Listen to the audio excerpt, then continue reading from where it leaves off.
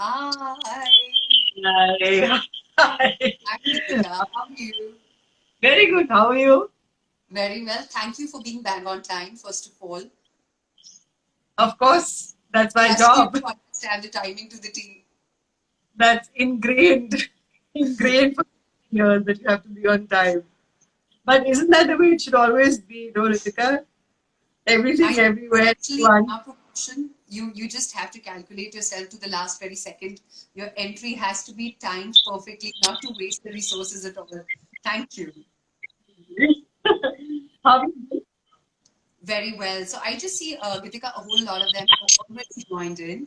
And we're not going to wait beyond 5. It's dot 5. So let's just give them the benefit of earlier hours and get going.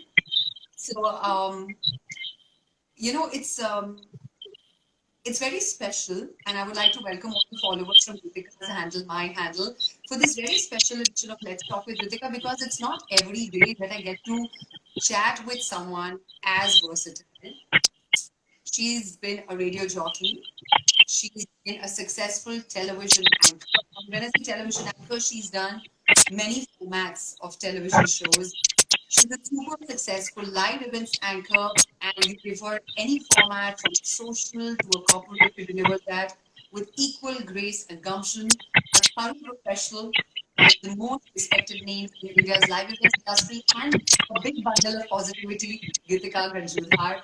Welcome to Let's Talk with Ritika. Thank you for such kind words. And not so many people out there would know that I also was a radio jockey. In fact, that was Ritika, my first. I think my first job when I actually got paid via a check. I was in All India Radio for some time, and I was doing my master's in communication, mass communication from Jamia Millet Jamia. Gitikka, there's something wrong with your audio uh, coming and going. Can we fix that?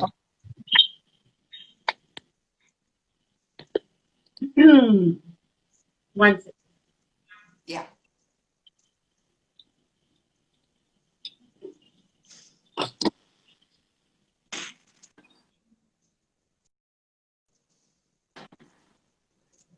Is it better? Yeah, it's better now. Okay. Okay. Is it better?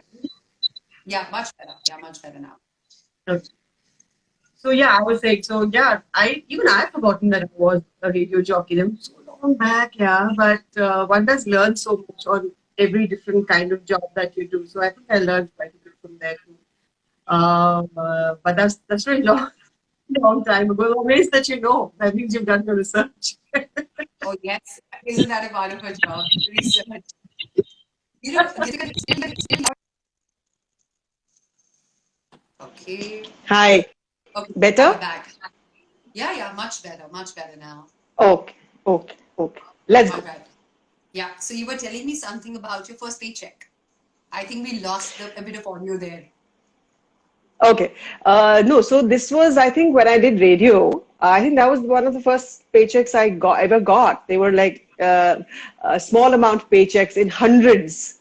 Imagine, just a few hundred rupees for each show. And Right. gosh, that was like eons ago. I think more than 2 decades ago. But I was saying Yeah. that it's for me, it's been such a wonderful opportunity to work across different industries, different mediums of communication. So I've managed to learn something and gain something from each genre I've worked in, for even whether that's radio or television or stage or now acting or writing. So I've kind of learned how to communicate across mediums. And I think that's a huge learning I've had for the last 2 decades. And I'm sure now in the new age that we're all headed into, we're headed into a new age, and I know this in my head, and I know this in my heart, and I like to say this to everyone now, that the new age that we're headed into is the content age, vis-a-vis the media and entertainment industry. So I'm delighted that I'm armed with all this learning across different mediums, and my learning has always been focused on the content of things, not the package, but what's inside the package. So I'm really looking forward to 2021 when I can put all of that learning into practical use and go out there and create some wonderful new things, whatever the medium may be. You look really nice, and really nice. See, I just got distracted, by the way. Thank you, Gitikka. You know, Tell me. the oldest memory I have of you is watching like sitting starstruck in front of a TV set and watching this really chic-looking anchor with a tilted beret kind of cap on her head and hosting a show on DD. Right? And my dad telling me that, you know, this is Gitikka Ganju, and if you want to be an anchor, you should watch her. That is my oldest memory of you.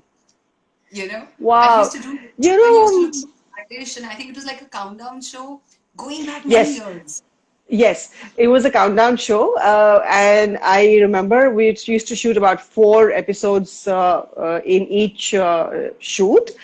And those days, not much else would get done from Delhi because I was based in Delhi those days. So I did lots of shows, television shows for Doordarshan. I did something for Z, something for Sony, but most of it was really for DD. So I've done a lot of stuff on DD, including Chitrahar. Can you imagine that? Yeah, but you know, it's just so amazing when you're doing stuff like that back then. And I never valued doing that show. I was, oh my God, whatever, you know, and I kind of did it to the best of my ability, but it wasn't something that crazily excited me. But I have realized over the last few years how many people used to watch that. And till today, people tell me about just that show that you just spoke about. And I was like, you know, another lesson learned, you must value every professional opportunity that comes your way because there's something that it's bringing in to your life. So, yeah. Right. So, you know, there's just so many questions. Ishita also asking about your journey. So I'm going to just club these 2-3 together, Gitikka, and ask you that, you know, did you ever envision, you know, when you started as a radio jockey, you moved on to anchoring on DD, you've even been on that Rasoi show you used to do, which I used to watch, by the way, every week. You know, you've done that, and then being so respected on stage as someone who really thinks that content is the one that audience should laud for and not just the persona of the anchor. Did you ever envision like the journey is going to be these steps? Is this where exactly you wanted to be? Firstly, I didn't even know the journey would last 22 years. Every 5 years, I thought my time to sign off would come, as in the industry or the space that I was working in would make sure that I signed out, but every 5 years that didn't happen. And now, a few years ago, I realized, for better or worse, that I don't think that's going to happen. The sign off or the sign out will happen when I sign off or sign out. So that was realization number 1. And that's when I began to think as to where I really wanted to take this. More or less with my stage career, I am where I had envisioned my journey to land me up. A few things give or take, or a few things take, actually. I would have liked to add on, and I think I will do that also by the end of 2021, and then I can be very happy as to what I managed to create out of a career in live. Acting is something I will now pursue in the years ahead, not very prolifically, but whatever little I will do it very intensively and for the love of the medium of film. So I think, you know, Ritika, it sounds very cliche for me to say this, but I think a phase of my career ended in 2010 when I went away to have a family and have a kid. A new phase began in 2012-13 when I came back, and now a phase of my career has ended in 2020 March. And I think in 2021, when I come back, it's going to be a whole new career, a whole new vision, and a whole new me that I can't wait for 2021 to unfold. Whatever happens in these few months ahead till December 2020 merely would be a sort of spending time wisely with your family, improving health, improving personal habits, being my own habit coach, sustaining a little bit in the minds of my clients. But more than that, I'm not really looking forward to going out there and doing a huge number of virtual events unless they satisfy me, one, creatively, and two, they respect the expertise and experience in terms of the financial offering that they bring onto the table. So yeah, more or less, yes, I'm pretty much where I wanted to be. I wish I had reached here 5 years earlier. But then, as they say, when you decide to have a family and you decide to have a kid and you decide to give it a lot of your time, then, things do get delayed a little bit, but it's okay. It all comes with the choices you make in life. And this is how it was destined for you. This is how it was destined for me. But Gitikka, someone on the outside who's just, let's say, mere audience, like all the people who are here with us, and someone who's on the inside, some part of my profession is into live events, and I have followed your work over the years.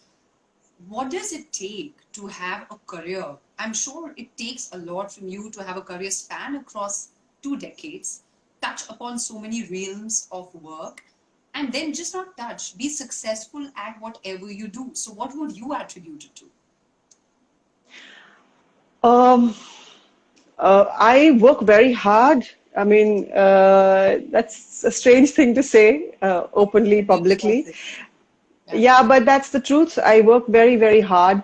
I do things very properly. I take them from A to Z. I'm very pragmatic about where I am, how much more I need to learn, how much more I have to work to deliver a certain level of excellence. I am obsessed with trying to deliver excellence. And I think I make my choices a little wisely. I have no illusions about who I am, what I am, and where I want to be. So I think all of these things combine persistence, resilience, just basic honesty towards your career, honesty towards your life. Just be good to as many people as you can, how much ever far you can take that goodness, because the world nowadays doesn't make it very easy for you to be good to them also. You kind of feel like a fool many times when you've been good. So I think a lot of these factors coming together, just good old-fashioned hard work, I think would be the reason in my case. And I think I've very smartly understood what the trend that's going to be coming on next. Like I said, every 5 years, I used to think that I would be signed out. And every 5 years, instinctively, I would understand where I needed to evolve myself and what I needed to evolve myself into to sort of enjoy the journey for another 5 years. So I also have a very instinctive understanding of the age that is going to come on every 5 years. And I've always managed to kind of evolve into that. The other thing that really worked for me, Ritika, is that I have walked my own path. I have never tried to sort of follow conventions that have been set for an anchor.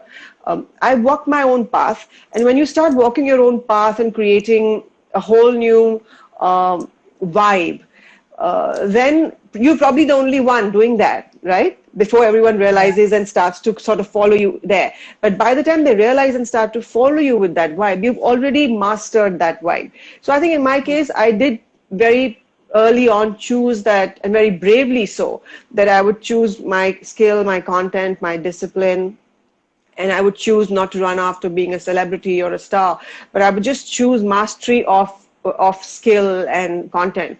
And let's see where that would. I knew it would take me to where I wanted to be, but it was a punt. It was a risk. I took it, and now I took it, and I'm a few steps ahead probably of a lot of other people who are now taking the same route. So that also, I think, has been And it clearly shows in your testimonies of people who you worked with, because I was frankly reading a lot of them, and someone just said that Gitikka is a Rolls Royce of event anchors, someone who has got so much substance and is known for the value. And it's okay if it's a little, like you said, the financial angle, but if someone stands out for being that quality, then it's Gitikka for me. I just read that testimonial somewhere for you. So I guess whatever you did, Gitikka, really paid off. But tell me something, and this again, I have about 4 queries that point in the same direction. So, on behalf of this Yash and Kulpreet and 2 other people, they feel that this is the time in life that they are stuck, right? They don't know how to innovate. It's a very difficult time for everyone. Looking at your journey, if you were to pick up that how you kept innovating and reinventing yourself, like you said, that every 5 years you kind of molded yourself into what's going to be the next requirement, what's the next big need. How does one keep reinventing? Uh, I can't sort of tell them how does one keep reinventing. I'll tell you what I kind of do every time. I have an instinctive understanding of one, what's going to come on when a change is about to happen, and I don't hanker to cater to that change, but I say, okay, this is the change that's going to happen, and this is what I'm going to do. This is what I'm going to do. And mostly what I'm going to do is not in alignment with what the world expects me to do. But it's just something that I very instinctively feel in my gut will give me a lot of satisfaction if I pursue it. See, when you have careers in media, and especially if you are in front of the camera, or you're a writer, or you are a painter or a dancer, in the medium of communication, you have to reinvent yourself because you're catering to the human brain that is so attuned to change, to freshness, to evolution, that you cannot be the same artist year after year after year. You can be the same artist if you have a career for 5 years, right? But if your career is going to go for 2 decades or 3 decades or 4 decades, oh my God, you have to evolve because you're going to bore the shit out of people who are, consuming your craft or your content. The greatest example of evolution in our country, in the media and film industry, is someone I completely look up to, is Mr. Bachchan. He is someone who has evolved his craft, evolved his brand, evolved his personality, evolved his skill, and he's done it so smartly, so cleverly. That's why he is where he is. So please know, I don't know which industry both of these people are from. If they gave me specifically which industry they're from, I could give you a more specific answer. But in M&E, in media and entertainment, you have to evolve. That's the medium, because you're catering to the 7 senses of the human being, the sense of the human being sitting opposite you, consuming your content. If you don't evolve, they don't want to see you after a certain point in time. So there's no choice. You have to evolve. Yeah. Right. There's a question coming from Kamakshi for you. It's a little personal. Hailing from Kashmir, you spent your childhood in army school. What motivated you to be here the most? So no, Kamakshi, I was not motivated to be where I am. I completed my education. I wanted to be a filmmaker. And by accident, somebody saw me in one of the studios in MCRC in Delhi. And they offered me an anchoring job on television. I did it. I figured I was good at it. I figured the money was good. I began for all the wrong reasons, really. The first few paychecks I got were insane, which was why I kind of went into this direction. And I left filmmaking, which I was so passionate about. I actually would have been an actor, but I didn't have the guts to venture into the Indian film industry. Looking back, I wish I had. I would have been in a different place right now. But no, I didn't envision to be here. I have flown with my life. And all I have done is I have just done the most justice that I could to every phase of my life.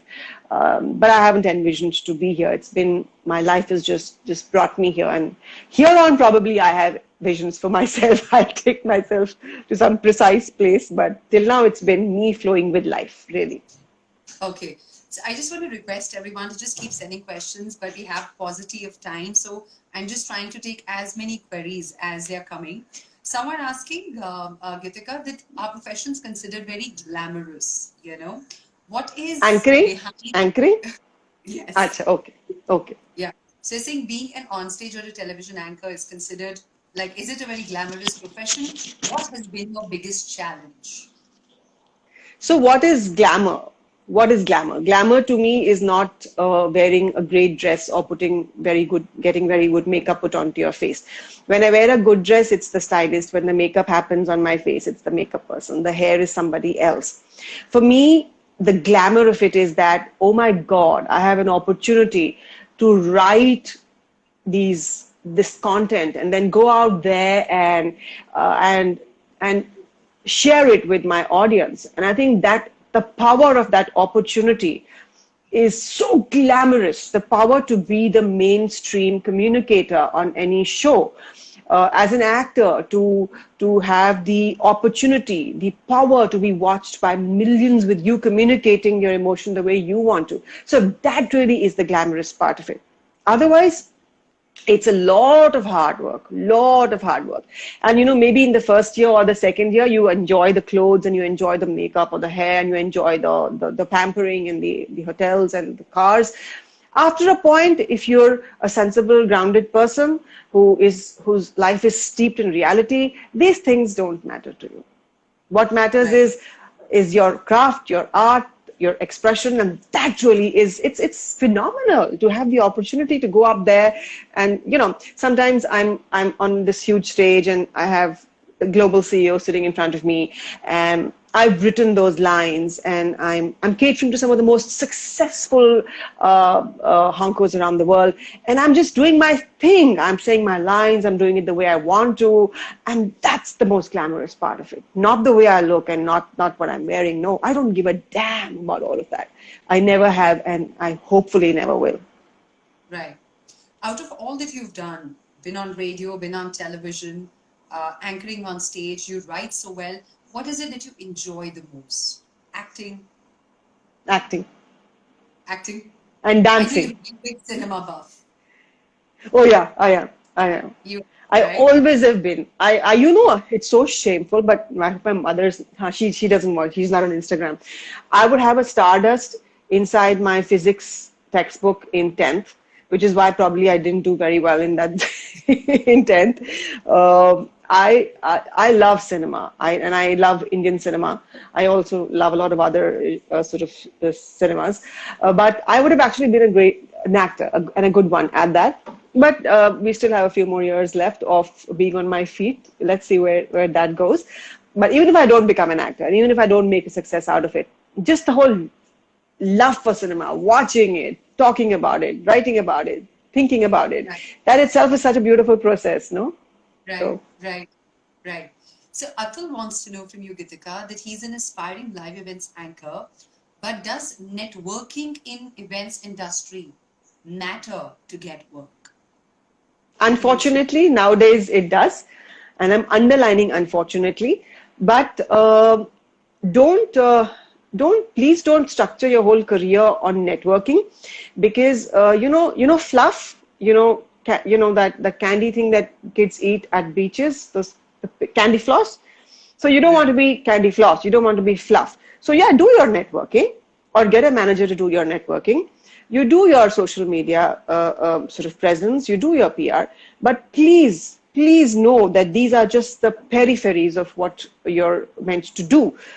Do your work properly. And believe me, if you do your work properly and you're phenomenal at what you do, these things will help you.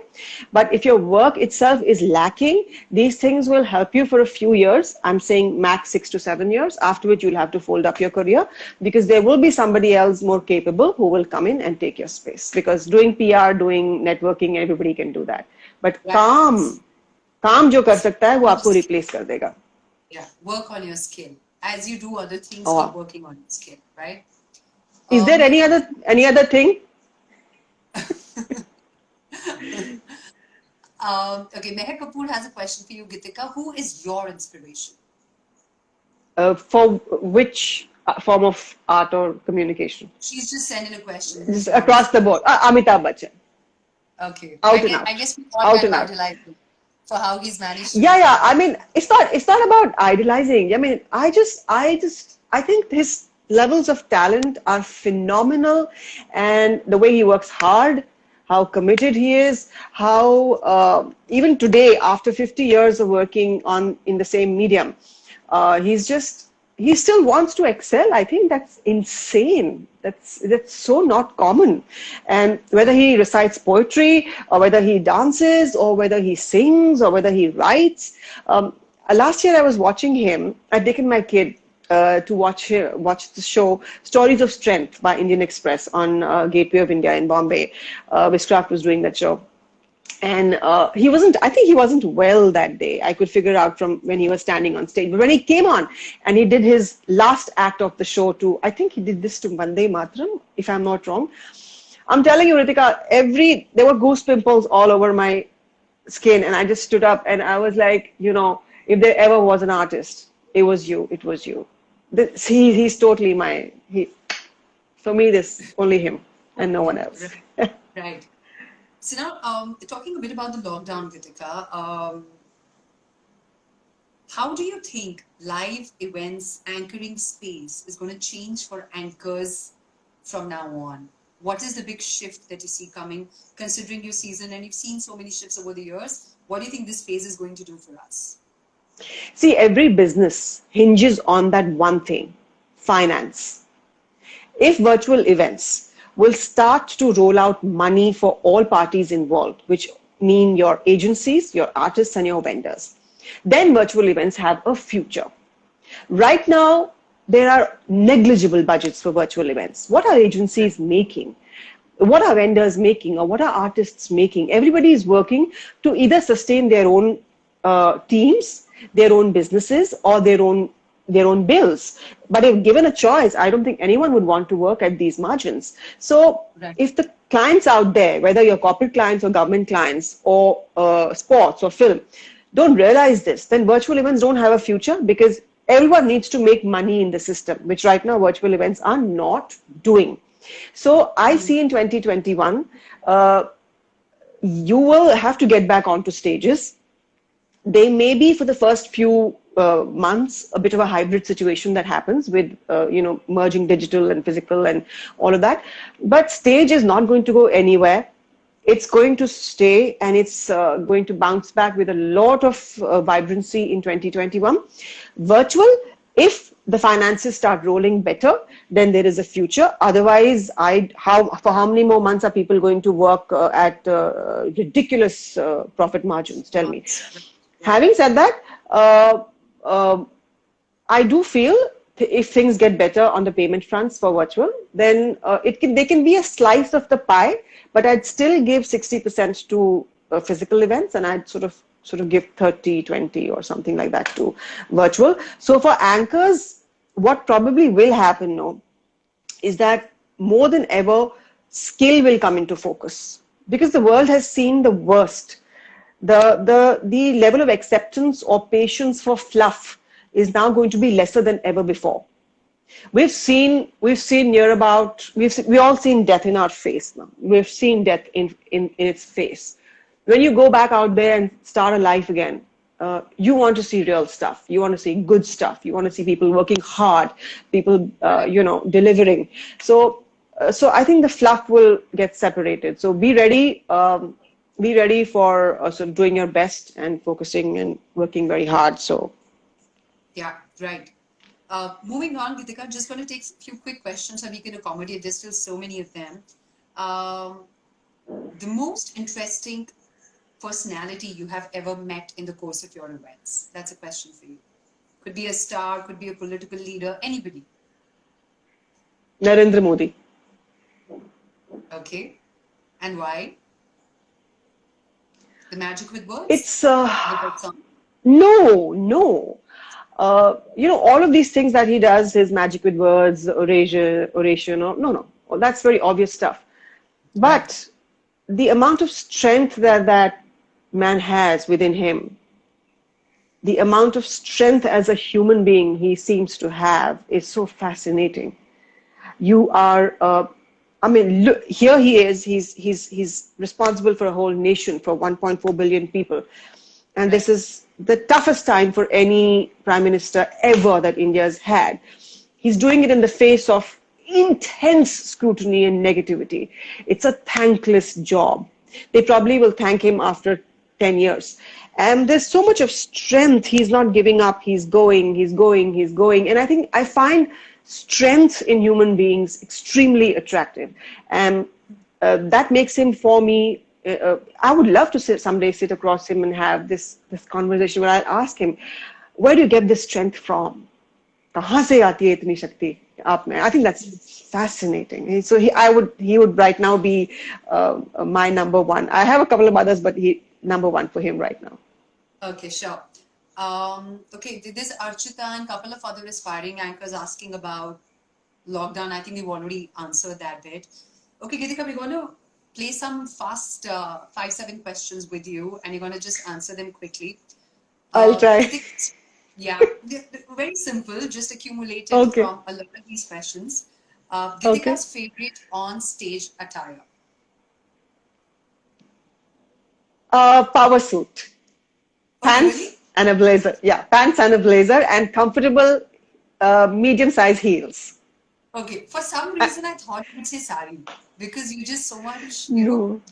No, No, okay. I have just, I'm a dancer. So when I'm on stage, I like to throw my hands around, and I like to, I like a lot of movement when I'm talking. And I find that movement of expression comes most easily when I'm in a pantsuit. Yeah. Okay. And my hair is tied up and it's not coming in my way. So yeah, Okay. I'm free. Yeah.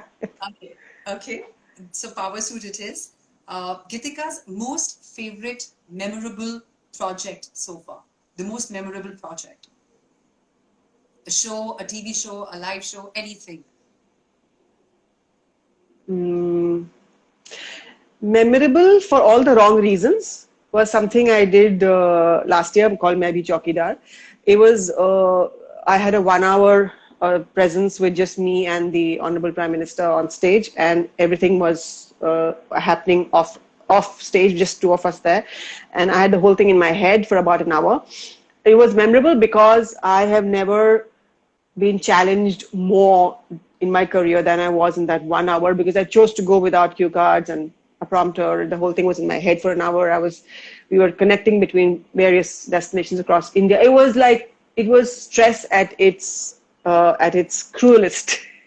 And I think I just managed to scrape through well. So I'm going to remember that show as one of the toughest I have ever done. And I think it went off well, yeah. Gitikka, what I sincerely like, and I don't mean to flatter you here, is it's very nice for someone to be open about the challenges they face. It's just like you're not trying to just project yourself as someone who's perfected the art and yes, I did this. It's really nice for someone to open up after having spent so many years in the field about that, she also gets nervous and, okay. So the next thing is a dream project, something that you would love to do. I would love to host something in the presence of Barack Obama. I'd like to sit across him and interview him one day. I think I will. Okay. I think I will one day. Yes. Inshallah. Why not? Why not? One skill Gitikka has acquired during lockdown.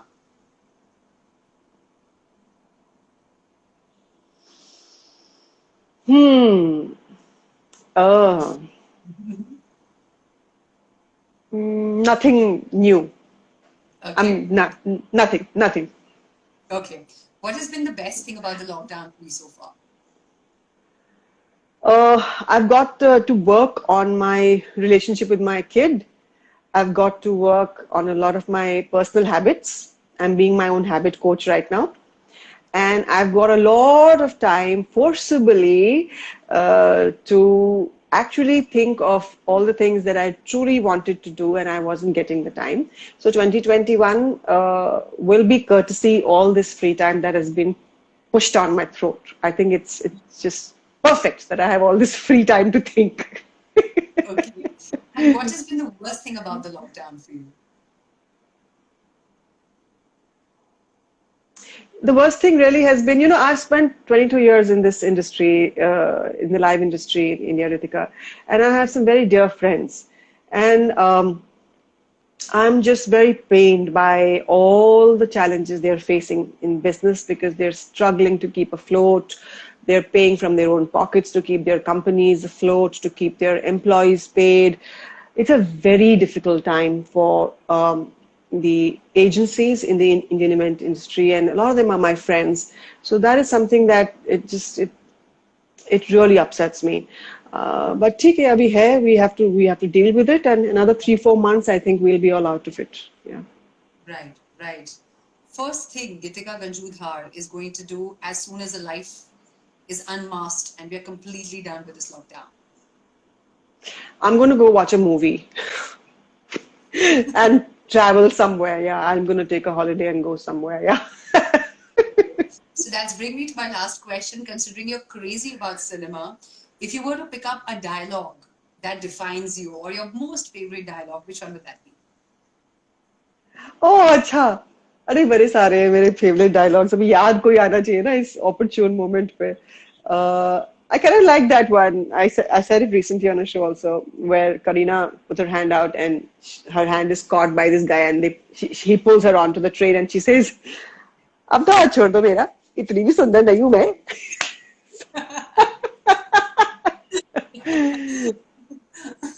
Thank you so much, Gitikka. Thank you. There's just so many questions. I can go on for another half an hour, but we tried to accommodate as many as we could. And so sorry if we couldn't.